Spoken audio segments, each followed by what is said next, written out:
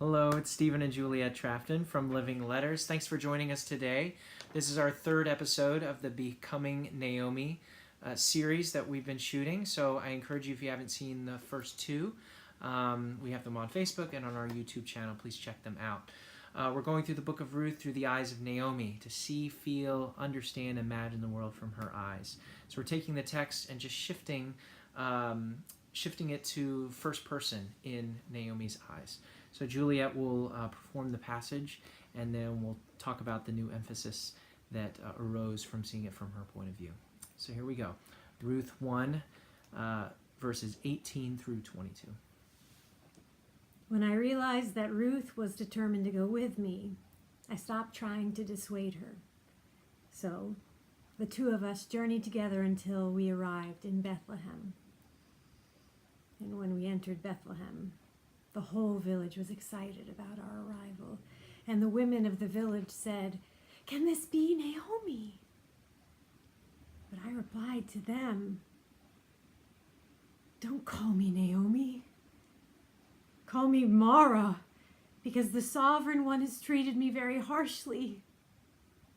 I left here full, but the Lord has caused me to return empty-handed. Why do you call me Naomi, seeing that the Lord has opposed me and the Sovereign One has caused me to suffer?" So I returned, accompanied by my Moabite daughter-in-law Ruth, who came back with me from the region of Moab, and we arrived in Bethlehem at the beginning of the barley harvest. Right.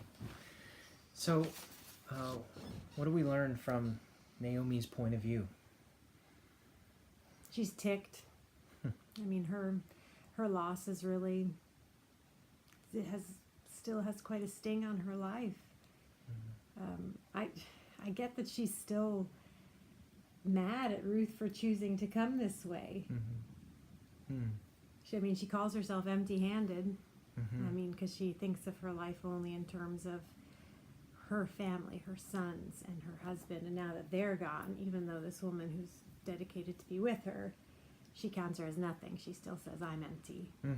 Yeah, that's really significant, because the text emphasizes the journey together back to Bethlehem, and then the end of it, verse 22, talks about I returned accompanied by my Moabite daughter-in-law, and yet in this big scene of the crowd, she says, "I'm empty." And we know from the perspective of the story that this is going to be God's major provision for her. Ruth, through the person of Ruth, God is going to care for her. I think that's very significant, because I think we can often feel like I'm completely empty, nothing is happening, and yet God has someone or something that he's working through in our lives. He's sovereign over all of it. And so I think this passage does emphasize that. I think another thing that kind of comes up in this story as I hear you read it is we get her spiritual state too. She talks about being empty and full, but she continues to say, "The Sovereign One has treated me harshly. The Lord has caused me to suffer. The Lord has opposed me. The Sovereign One has caused me to suffer." That's 4 times. And so even though she's completely at her end, understandably so, everything is gone, she has not lost this confession and faith of God, and recognizes that he's sovereign, because I think she knows he's in control of everything. And so even though she's saying he's opposing me, he's causing me to suffer, he's treating me harshly, she knows there is no other power in the universe except for him. And so as ugly and as messy as this is, I think it's a very real, authentic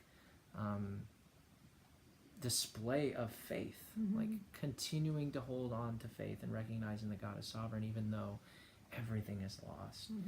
And so I think that's another fascinating thing. Any other kind of emotions come to mind in this that you connect with or feel with this character?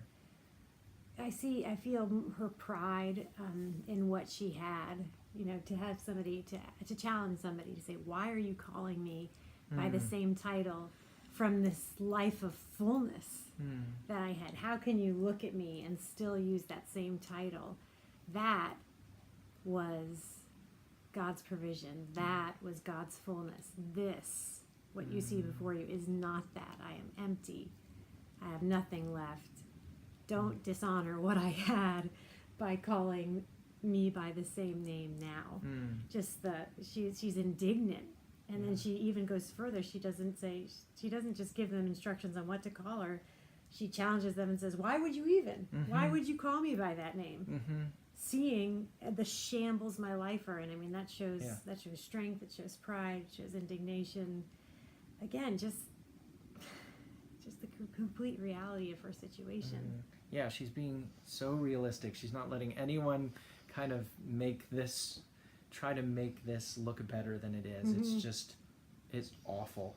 And it's just heartbreaking. And so she's being very real and authentic and just taking the situation as it is. And yet I think it's astonishing, she still has this faith in the sovereign one. And I think one other thing that kind of comes off is, not only does she come back with Ruth, but it says it was the beginning of the barley harvest. And so we know when she came back here, she said, the text says that she came because she had heard that the Lord had shown concern for his people, reversing the famine from what happened. And so this text gives us another way in which God is at work. Even though she's saying, I'm empty, Ruth is God's provision, and now the harvest. The famine that led to all of this, horror in her life is now we're beginning to see the hope that God is on the move here too. So I think, again, it challenges, I think, anybody in the journey of faith of the sense that even though we feel empty and God is not at work, and it's so understandably so that he's at work in all these other ways through people he puts in our lives, or the ways that he's working in creation. And it's just amazing, Naomi's, journey here that we get to go along with. Yeah, and one final thing, just talking about the relationship, the way that you said that she still keeps God on the throne of her life, that he still is sovereign. It's incredible to me, because it's like she doesn't turn her back on him. She doesn't deny his lordship. She still says, like, this is the worst. I am not who I used to be, but he is still God and I am still his.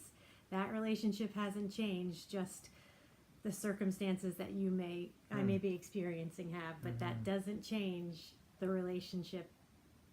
And that's kind of wild. Yeah. Challenging. So thank you for joining us today. Stick around for more videos to come. If you have any comments, if you connected with this in any way or saw some other insights that this exercise brought out, please respond in the comments. And if you think anyone would be blessed by this, please share it with your friends. Thanks for joining us today. Good night.